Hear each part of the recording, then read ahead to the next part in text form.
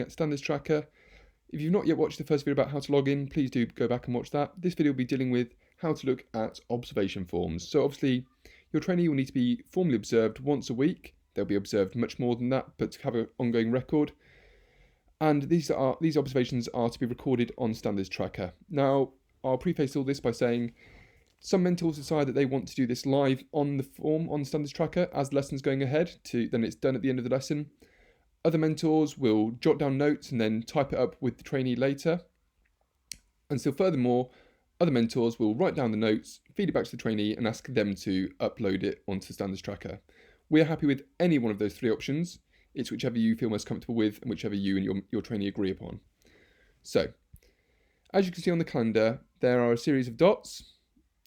And each of these dots means an event is due or a form is due. It doesn't mean you have to fill it in on that day. It can be filled in on any day of that week. Let's take a look at lesson observations. So the form is fairly self-explanatory. It has some required information that you'll need, the age groups or the students that the subject's being taught, the date and the general focus of the lesson. Then we have some strength. Now these strengths correlate closely to our assessment system. So you can choose which areas they are strong at and make any comments regarding those areas selected. And then there's an areas for improvement based upon the lesson as well and comments. All of these can be completed, as I said, either during the lesson or afterwards if needed. And I will just complete a little part.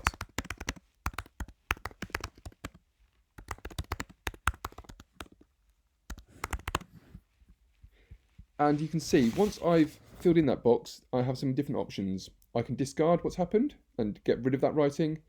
I can save it as a draft if it's something that I'm making note of in a lesson but want to review before it gets published and my trainee can see it. So if I want to make notes for myself without them being able to access it, I save it as draft.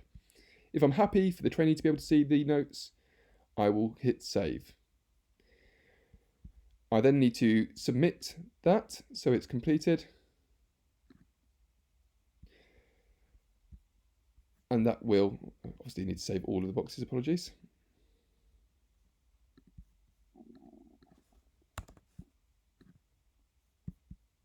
And then submit, and you can see that that will say it's saved.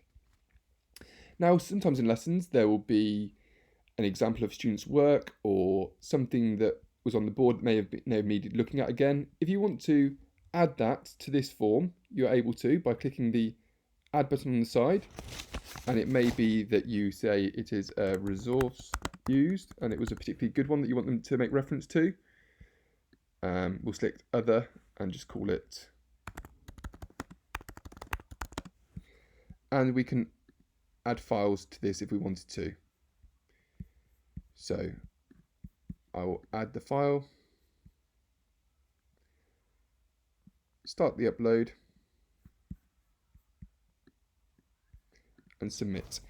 And then that will show me that along with the notes here, I have one file that is linked to this observation.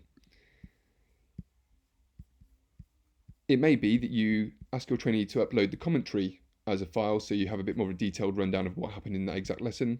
Again, do whatever feels right and is correct for you and your trainee, as long as there are a highlight of the strengths and the areas for improvement. That is what we need and what your trainee needs to improve their teaching.